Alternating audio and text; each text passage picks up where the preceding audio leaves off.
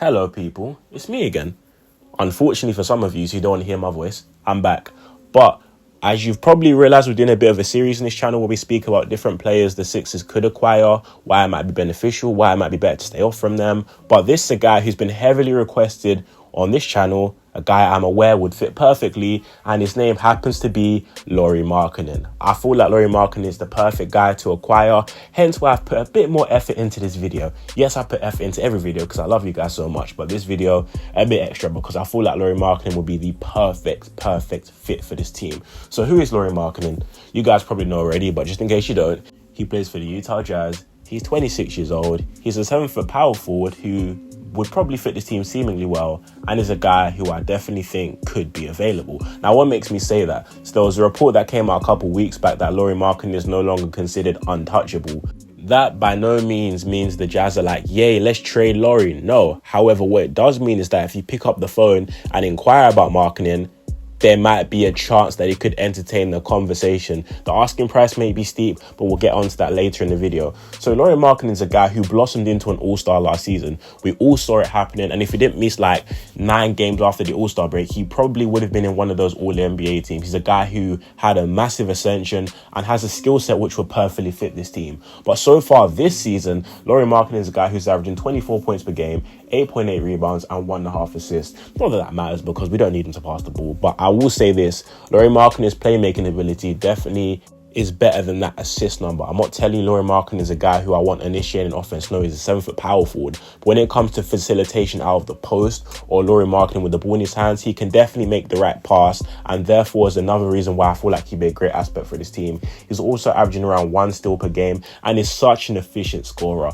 Like, we're talking about a guy who's shooting around 39% from 3 on such a high volume, 8 attempts per game. If you feel like Tyrese Maxey shoots a lot of 3s per game, Lauri Markkanen is shooting just the same, if not slightly more 3s than Tyrese Maxey, and is hitting them at around the same clip, around 39%. So Lauri's definitely a guy who can add a lot to this team floor spacing wise, and he's just efficient. And on top of that, his contract is super team friendly. But so when we talk about the package we might need to give up, there's a lot less salary to match, meaning it'll be easier to mix and match pieces that you might not need. For example, KJ Martin mixed in with like, I don't know, like let's say Nick Nurse doesn't really see Rocco as a part of this rotation. They might include him in a trade for Lauri, which means that you don't have to give up key rotational pieces currently like a Tobias, you know what I'm trying to say, although the fit there is a bit awkward, but we'll talk about that later.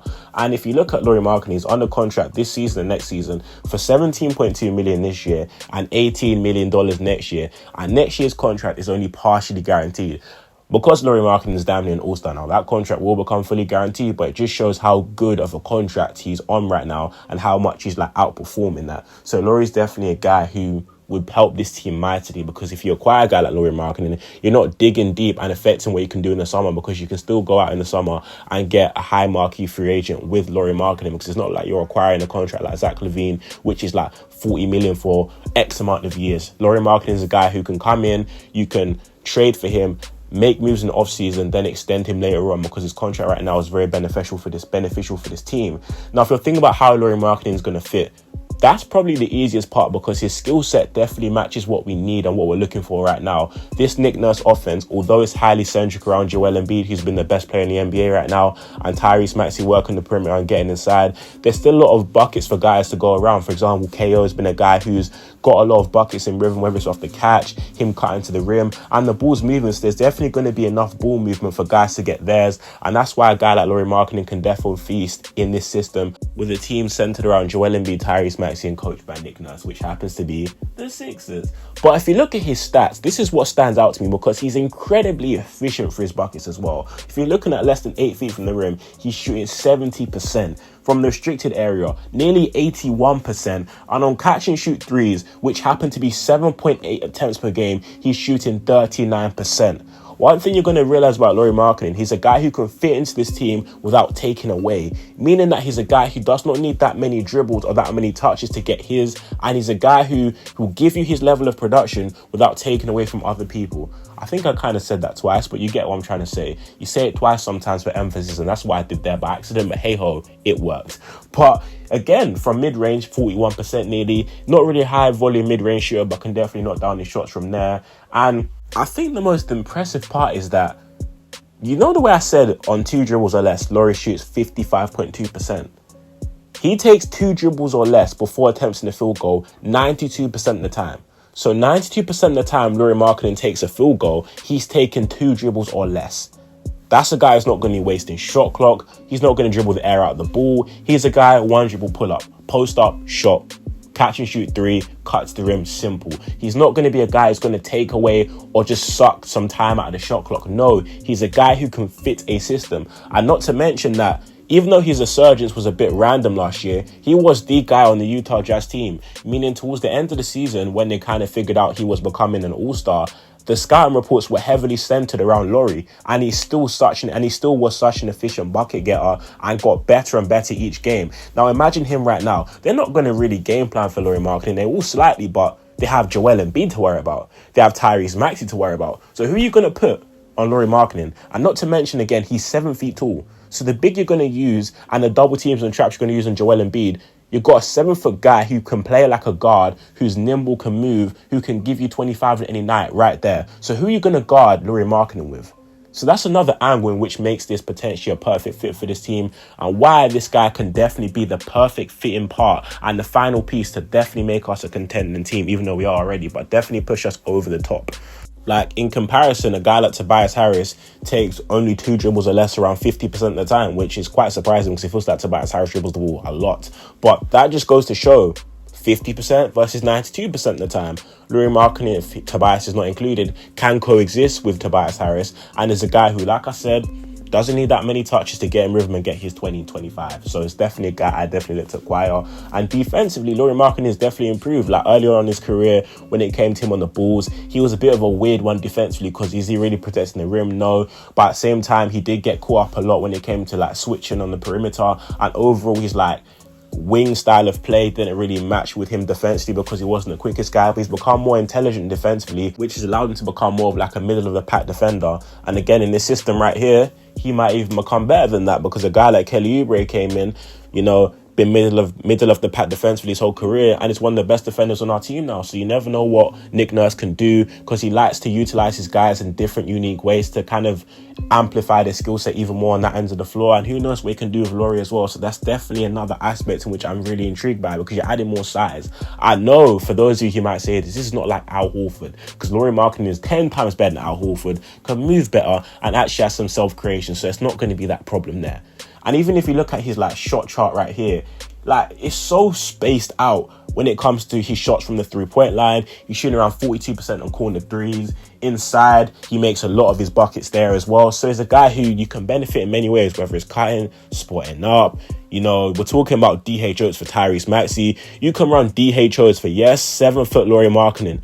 Sounds crazy. Pick and rolls with Lauri Markkanen too. Again, the Tyrese Maxey and Joel Embiid pick and roll, pick and pop is deadly. But imagine the Tyrese Maxey, Lauri Markkanen pick and pop, because he can roll and he can pop all the way out to the 3-point line. So that kind of creates another dynamic which we haven't had before, and it kind of makes Tyrese Maxey more unstoppable because now what are you going to do? Because you can hit, because you're such a good passer now, you can hit that pass to Lauri Markkanen, you can hit a skip pass to KO in the left corner, you can hit a skip pass to Tobias Harris in the right corner, or you can attack the rim. So it allows you to have more ways to be creative offensively and makes this a lot more unpredictable. So the biggest question is, what's stopping this from happening? You know, his contract is team friendly, meaning that you only really need a guy like Rocco. You can add a fitting piece like KJ Martin or whoever picks the Utah Jazz want. So what kind of would stop this from happening?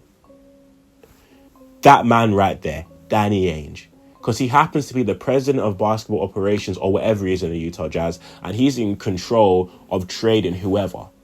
Danny Ainge has a history with Philly and for some reason wants to fleece us. He wants to fleece everyone, but especially us. Like that Paul Reed contract, the poison pill contract, was so unnecessary, but he has such a deep hatred for the city. Meaning that if we were to acquire an all-star like Lauri Markkanen, it's going to take a steep asking price. And I feel like if we look around the league, we definitely have one of the better packages. Maybe not necessarily player-wise, but I don't think the Jazz care about that. I think what they really care about are the picks. One of the most coveted / valuable picks in basketball is that 2028 unprotected first round pick via the Clippers. And that's a pick which can really entice Danny Ainge to think, okay, cool, we might just need that pick. So maybe we might be willing to part ways with Lauri Markkanen. We also have our own pick in, I believe, 2026 we can trade, and the 2027 pick swap via OKC as well. So we have 3 tradable first round picks. I believe we have around 5 second round picks. So I'm not necessarily saying we should gut all our assets, but there's definitely assets there to make this work, or to at least see if we can come for compromise with Danny Ainge. But if that was the only if there was a stumbling block with this happening, it's definitely the man upstairs, which is Danny Ainge, and maybe he doesn't necessarily want to do business with Philly, which I understand. But that ultimately leads me to the end of this video. I feel like Lauri Markkanen is a guy who can add a lot of layers to the team. He's a guy who I've been a fan of for a very long time, and I feel like he can add a lot. I just repeat myself again. This is how you know I'm getting tired. But you guys are spamming the comment section down below. Lauri Markkanen. I know. I watch the games. I'm a fan myself. However, I like to just take more time to make my videos more detailed about players I really want. Like the DeJounte Murray video before was more of like a suggestion. I'm not against it. I'm not necessarily for it, but I just wanted to see. This one right here, I'm 100% for. As in, if we ended up trading all of our first round picks and a guy like Robert Covington and KJ Martin and even DeAnthony Melton, would I be happy? I'd be like, But Lauri Markkanen is so good, I'd be willing to take that chance. Maybe not DeAnthony Melton, actually. But you get what I'm trying to say. So, yeah, obviously that leads us to the end of the video. I'm going to wrap this one up. Let me know in the comment section down below what players you want me to make a video on next, what kind of content you want to see next, and overall, let me know how this video was in the comment section down below. Do you agree with my points? Do you disagree? Do you think the video was shit? Let me know, because I honestly love criticism. And also, when we're talking about each other in the comment section down below, responding to comments, one thing about us here, we disagree, we agree to disagree, but let's keep it respectful as a whole. You get what I'm trying to say. But thank you guys so much for listening to this video. You guys are honestly amazing. Make sure to like, share the video, subscribe to the channel, all of that good stuff there. And I'll see you guys approximately... There's no approximation. I'll see you guys in my next video. But overall, stay blessed, my people. Thank you guys so much for listening, and I'm out. Peace.